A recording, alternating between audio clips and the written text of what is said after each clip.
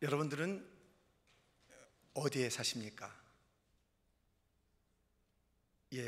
사는 동네 또는 주소를 이렇게 떠올릴 것입니다. 우리의 존재는 어떤 공간에 있어야 맞지요. 그런데 우리가 사는 것은 공간만이 아닙니다. 시간 속에서도 살아요. 근데 많은 사람들은 이 공간을 향해서 달려가는 것이에요. 건물을 향해서 달려가는 것이에요. 더 넓은 공간, 더 편리한 것, 화려한 것을 추구하는 것이에요. 그래서 그 시간을 거기다 쏟아붓는 거예요. 어떤데? 공간을 더 넓히는데, 더 화려한 것을 취하겠다는 것에 시간을 아낌없이 쏟아붓습니다.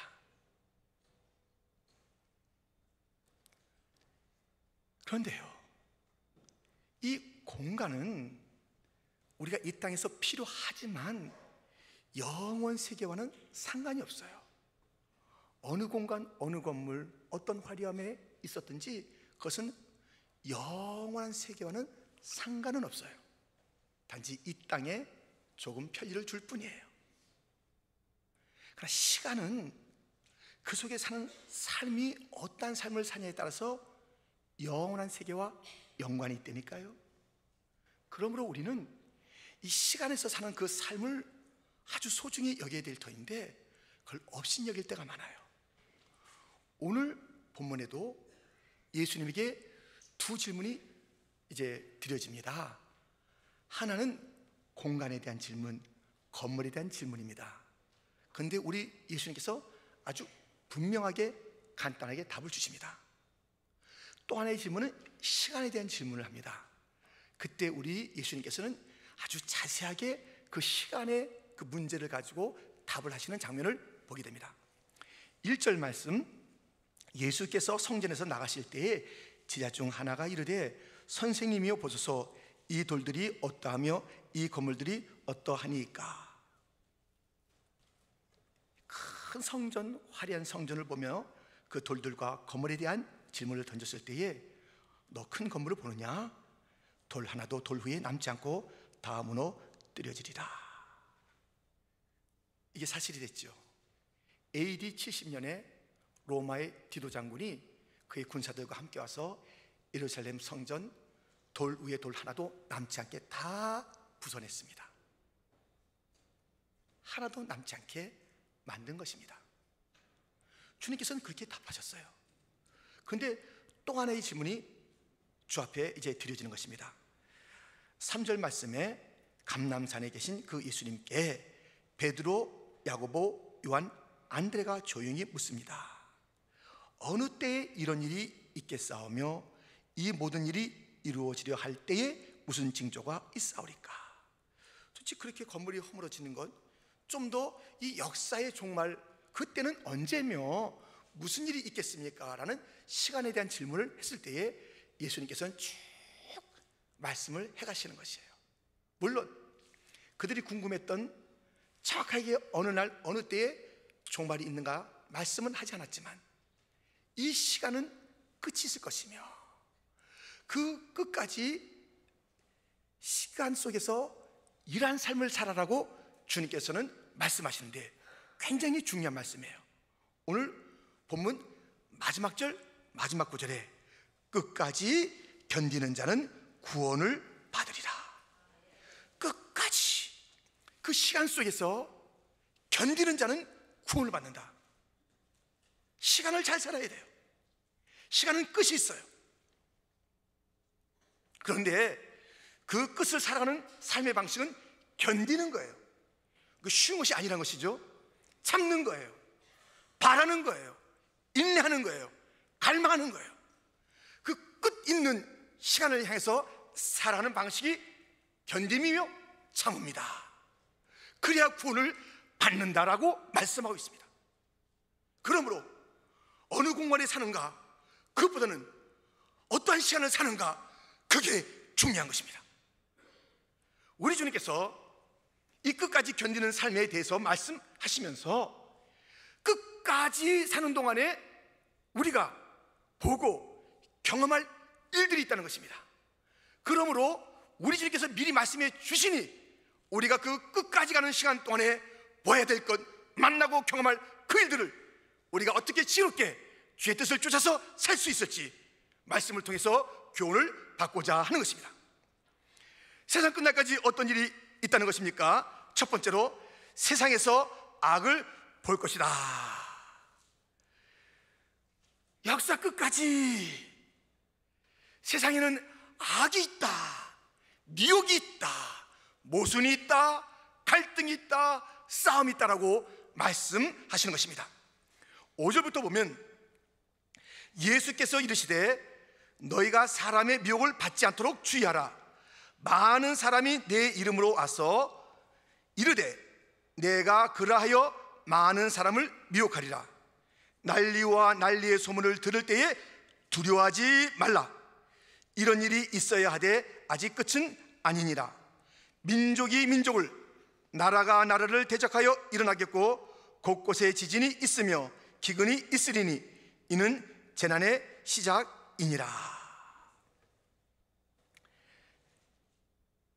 지난 주간에도 우리 조국에서 대한민국과 저 북쪽이 서로 포탄을 쏘아대면서 전쟁 직전의 그 긴장감을 좀 보여주었던 것을 우리는 보도를 통해서 알게 되었습니다. 남북 고위 회담이 진행 중에 있지만 그 전쟁의 긴장은 아직 사라진 것이 아닙니다. 민족이 민족에게 총을 들이대는 이 비극적인 일들, 저 하이티에서, 네팔에서 지진이 나서 수많은 사람들이 죽는 그 일들, 그리고 수많은 사람들이 굶주려서 그 주님배를 쥐어잡고 죽어가는 그러한 현실들, 여전히 기승을 부리는 그러한 이단들의 미혹들, 이러한 일이 있을 때 우리들은 흔들립니다. 도대체 하나님은 선하시다며, 하나님은 능력이 있으시다는 그런 얘기를 들었는데 도대체 선하신 하나님은, 능력 많으신 하나님은 뭐 하신다는 거냐? 어떻게 해서 이런 현실이 있단 말인가? 어떻게 해서 저 3대에 이르도록 저 공산의 저 풍력에 그 무시무시한 정권들이 들어서서 계속 사람들을 죽이는 그 일들이 있단 말인가? 어떻게 이단의 교주들은 죽지도 않고 저렇게 오랫동안 살고 있단 말인가? 왜 무관 시민들이 처참하게 죽는가? 자고 있었는데 왜 저 땅속에 들어가는 지진을 맞는가? 하나님이 능력 있는가? 하나님이 선하신가? 그렇게 흔들릴 때가 있습니다. 그러나 이런 우리의 눈에 볼 때 어려움이 있다 할지라도 오늘 7절 말씀에 난리와 난리의 그 소문 소식을 듣는다 할지라도 두려워하지 말아라. 그런 일은 있다. 선하시고 능력 많으신 주님께서 말씀하시는 것이에요. 이 세상에는 난리의 소문이 있을 것이다. 지진이 계속 있을 것이다. 악이 횡행할 것이다. 그러나 그것이 영원히 계속되는 것은 아니다. 캄캄한 터널이 긴 것 같아도 언젠가는 밝은 빛 그 속으로 나가듯이 지금의 이 모순과 같고 어려움이 있는 이 현실의 아픔과 악은 끝나는 날이 있단다. 요한계시록 21장 4절 말씀입니다. 우리 한번 같이 읽어보겠습니다. 모든 눈물을 그 눈에서 닦아주시니 다시는 사망이 없고 애통하는 것이나 곡하는 것이나 아픈 것이 다시 있지 아니하리니 처음 것들이 다 지나갔음이로라. 아멘. 아이들이 굶어 죽는다는 소리를 들어도, 지진의 소리를 들어도 그 소리를 들을 때에 여러분 두려워하거나 하나님이 없음을 증명하는 것이고, 적어도 하나님은 계셔도 선하거나 능력이 있다는 것이라는 것이 분명하다는 그런 마음을 먹지 마십시오. 십자가를 생각해 보세요. 십자가 위에서 우리 예수님, 하나님의 아들 예수님께서 웃고 계십니까? 아니잖아요. 엘리 엘리 라마 사박다니, 나의 하나님 나의 하나님 어찌하여 나를 버리셨나이까? 우리 예수님 고통을 그렇게 호소하셨습니다. 아픔이 있노라고, 내가 목마르다고 또한 말씀하시는 그 자리가 십자가 아닙니까? 십자가는 우리에게 말해줍니다. 이 세상은 고통의 세상이고 십자가는 말해줍니다. 그 고통의 뿌리에는 죄가 있다. 우리 주님께서 십자가에서 이 땅을 향해서 다시 한번 일깨워주는 것은 죄악된 세상이요, 고통의 세상이요, 내가 이 고통과 죄를 멸하러 왔노라고 말씀해 주시는 그 자리가 십자가 아닙니까? 주님께서 약속하신 대로 이 땅의 고통의 문제, 죄의 문제는 십자가에서 끝났습니다. 그것이 온전히 적용되는 것은 주님의 재림 때에 온 땅의 그 모든 것이 다 적용될 것입니다. 지금은 악이 세가며 주님의 그 능력이 다시 오실 그 주님의 재림 속에서 확산되어 나가는 그 때인 것입니다. 그러므로 이 땅에서 아픔과 고통과 악이 있다지라도 놀라지 마시고, 그 소리가 있을 때마다 하나님이 없다라고 그렇게 외칠 자리가 아니라, 맞습니다, 고통의 소리를 들으니, 악이 횡행하는 소리를 들으니 주님 다시 오실 소리입니다. 약속의 소리입니다. 주님이 가까이 오신다는 그 소리입니다. 지진의 소리에 저는 놀라지 않겠습니다. 주님을 더 사모하겠습니다. 저 재난의 소리에 제가 가슴 아파하는 그 시간도 있겠거니와 적어도 하나님을 의심하지 않겠습니다. 그것은 주님께서 다시 오시는 그 소리인 줄 믿습니다. 주여 어서 오시옵소서. 악의 소리, 난리의 소문 속에서도 믿음을 잃지 않는 성도들이 되기를 주님의 이름으로 축원드립니다. 우리가 끝까지 사는 동안에 이 일들이 있다는 것입니다. 믿음을 잊지 마십시오.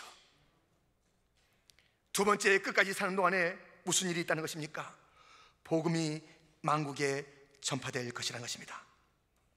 10절 말씀입니다. 10절 말씀 같이 읽어보겠습니다. 또 복음이 먼저 만국에 전파되어야 할 것이니라. 아멘. 이 끝까지 견디는 시간 동안에 있을 일은 복음이 만국에 전파되는 것입니다. 우리가 끝까지 견딘다는 것은 무엇을 보고 듣고 하는 수동적인 것에서 끝나는 것이 아니라 능동적으로 할 일이 있어요. 끝까지 능동적으로 할 일이 있어요. 이 복음이 만국에 전파되도록 성도와 교회는 힘을 써야 될 시간이 끝까지 견딤 속에서 감당해야 될 일들입니다.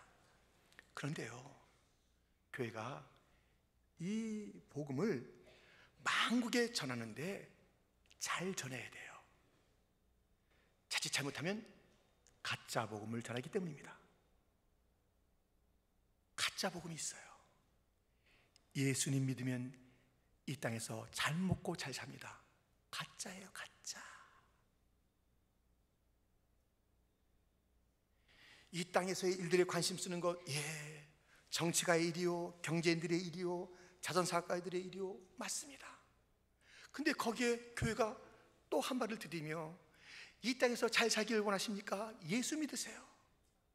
그것은 진짜 복음이 아닙니다. 예수님은 영생을 가져오신 분입니다. 이 땅의 문제, 공간의 넓은 문제, 건물의 그 화려함의 문제, 거기에 우리의 관심을 쏟도록 그것을 약속하여 이 땅에 오신 분이 아닙니다. 예수님 믿으면 이 땅에서 거기에 강조점을 주면서 잘 먹고 잘 사는 것입니다. 그것은 가짜 복음입니다.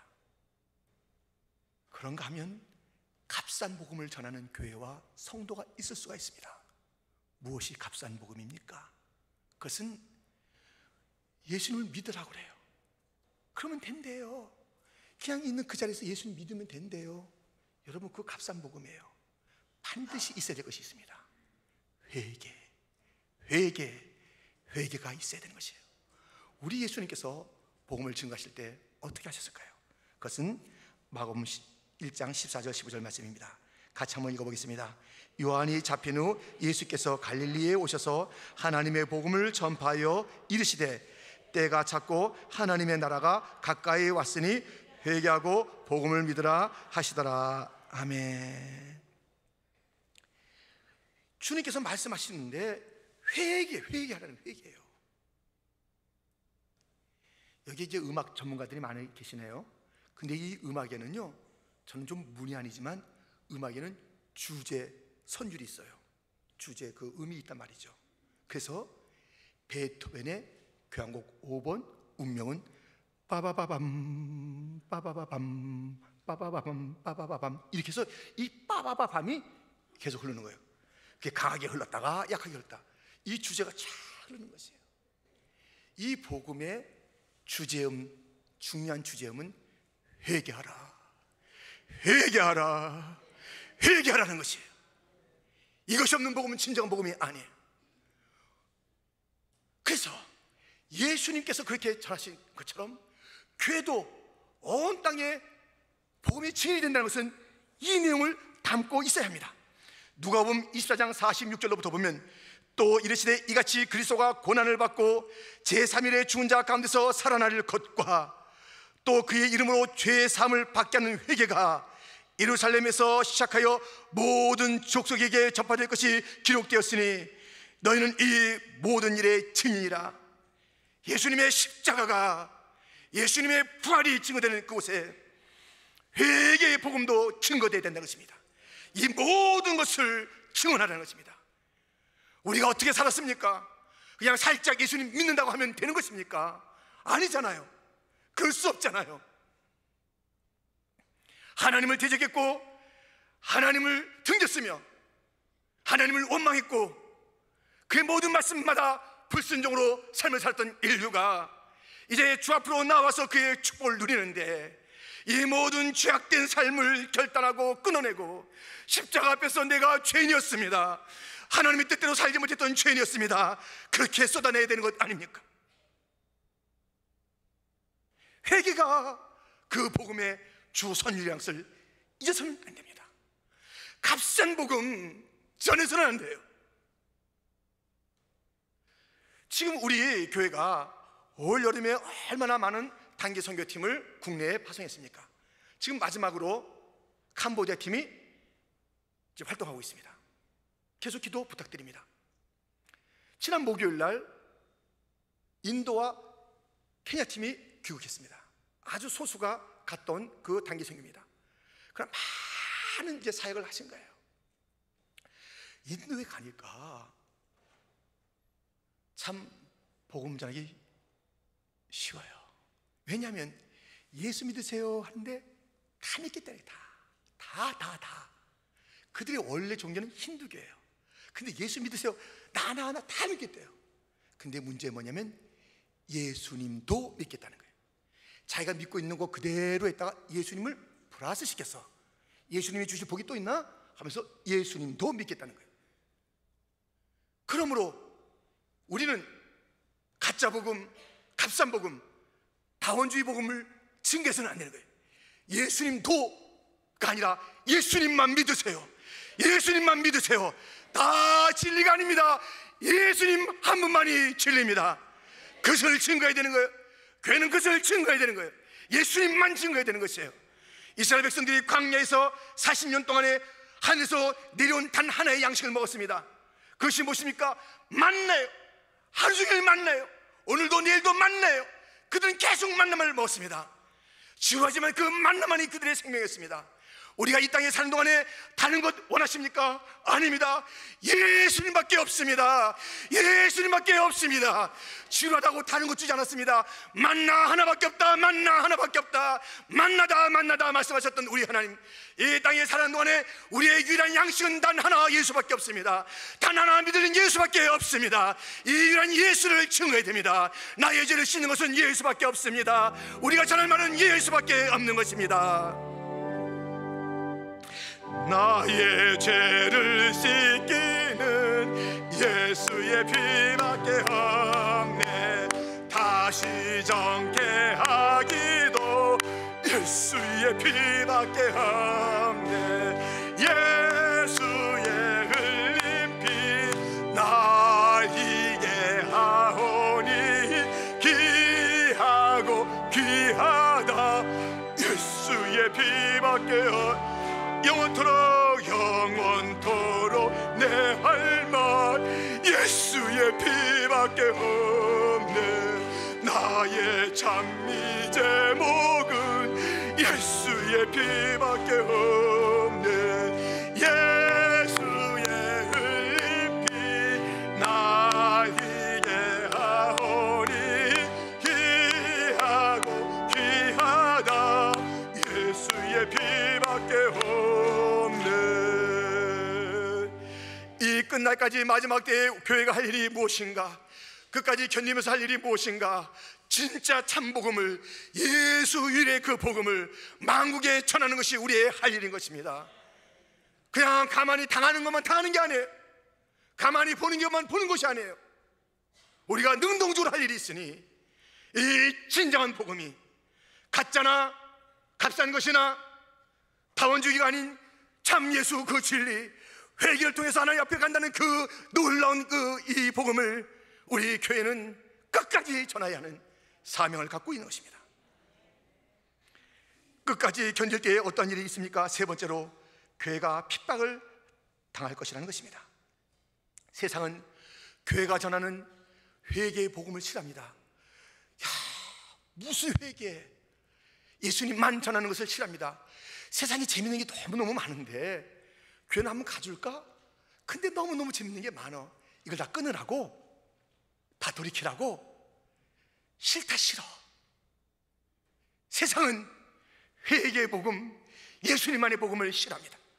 그래서 그 진정한 복음을 전할 때에 교회를 핍박하는 것이에요. 귀찮아하다가 정말로 그 소리 계속 하겠냐? 우리를 끌어다 신문도 하고 매질도 하는 것이 세상입니다. 본문 9절입니다. 너희는 스스로 조심하라. 사람들이 너희를 공회에 넘겨주겠고 너희를 회당에서 매질하겠으며 나로 말미암아 너희가 권력자들과 임금들 앞에 서리니 이는 그들에게 증거가 되려 함이라. 또 복음이 먼저 만국에 전파되어야 할 것이니라.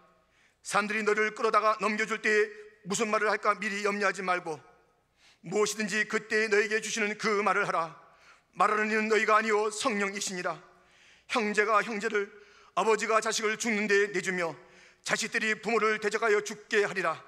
또 너희가 내 이름으로 말미암아 모든 사람에게 미움을 받을 것이나 끝까지 견디는 자는 구원을 받으리라. 초대교회는 핍박을 받은 교회입니다. 그때뿐이 아니라 2000년 교회 역사 전체가 핍박과 순교의 역사입니다. 신실한 복음을 전할 때에 세상은 그렇게 교회를 핍박했습니다. 예수님이 죽음의 길을 가셨고 그 11 제자가 다 순교의 길을 갔고 바울이 그랬으며 스데반이 그랬습니다. 지난 2월 달에 우리는 깜짝 놀랄 가슴 아픈 소식을 듣게 되었습니다. IS, 이슬람 국가, 그들이 우리의 믿음의 형제 이집트의 기독교인들 21명을 바다로 끌고 가서 그 머리를 베어내는 참수하는 일을 올해 우리가 듣고 보게 되었습니다. 교회는 계속 어려움을 당합니다. 그때 어떻게 견딥니까? 스데반을 생각해 보세요. 스데반은 예수 그 한 분의 복음을, 그분만이 구원인 것을 증거했습니다. 사람들이 참지 못합니다. 그래서 그게 달려들고 돌을 던집니다. 그는 죽어가면서도 그들을 품고 용서하며 넉넉히 그것을 견딜 수가 있었습니다. 끝까지. 어떻게 해요? 그는 거기서 다른 세계를 봤습니다. 다른 세계를 봤어요. 다른 영원한 실체를 봤어요.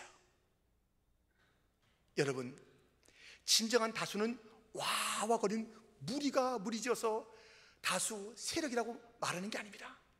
진정한 세력은 단 한 사람에도 하나님과 함께 있는 그가 진정한 세력이며 진정한 승리자인 줄 믿습니다. 수많은 자들이 이 스데반을 향했지만 스데반이 본 것이 있어서 끝까지 견뎠습니다. 무엇일까요? 사도행전 7장 55절에 스데반이 성령 충만하여 하늘을 우러러 주목하여 하나님의 영광과 및 예수께서 하나님 우편에 서신 것을 보고 말하되 보라 하늘이 열리고 인자가 하나님 우편에 서신 것을 보노라 한데 그들이 큰 소리를 지르며 귀를 막고 일제히 그에게 달려들어 성 밖으로 내치고 돌로 칠세 증인들이 옷을 벗어 사울이라 하는 청년의 발 앞에 두니라. 그들이 돌로 스데반을 치니 스데반이 부르짖어 이르되 주 예수여 내 영혼을 받으시옵소서 하고 무릎을 꿇고 크게 불러 이르되 주여 이 죄를 그들에게 돌리지 마옵소서 이 말을 하고 자니라. 그의 죽음을 성경은 잔다라고 그렇게 표현합니다. 그가 끝까지 돌팔매와 비난을 견딜 수 있었던 것은 그 시간에 다른 어떤 공간을 점유했기 때문이 아니라 그 시간에 하늘을 봤기 때문이에요. 하늘이 열린 거예요. 우리가 이 세상을 끝까지 이길 수 있는 것은 우리 어떤 소유가 아닙니다. 이 땅에서 하늘을 봐야 합니다. 하늘을 봐야 합니다. 하나님의 영광을 봐야 합니다. 우리 주 예수님을 봐야 하는 것입니다. 우리가 이 시간 속에 하늘을 볼 수 있도록 특별히 주님께서 은혜를 베푼 것이 무엇입니까? 주일이에요.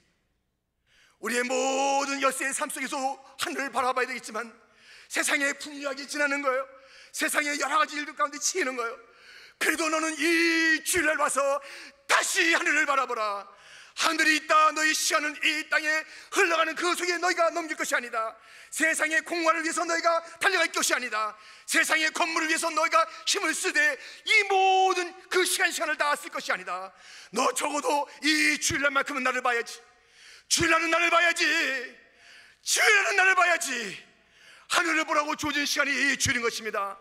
이 스데반이 넉넉히 끝까지 이길 수 있었던 것은 비난도 이기고 돌팔매도 이기며 죽음도 이길 수 있었던 것은 모든 원수를 용서할 수 있었던 것은 영원한 실제, 잠깐 지날 이 땅이 아닌 영원한 실제를 받기 때문이라면 우리도 그 영원한 실제를 봐야, 하늘을 봐야 우리에게 다가오는 모든 어려움들을 넉넉히 이기게 될 것 아니겠습니까?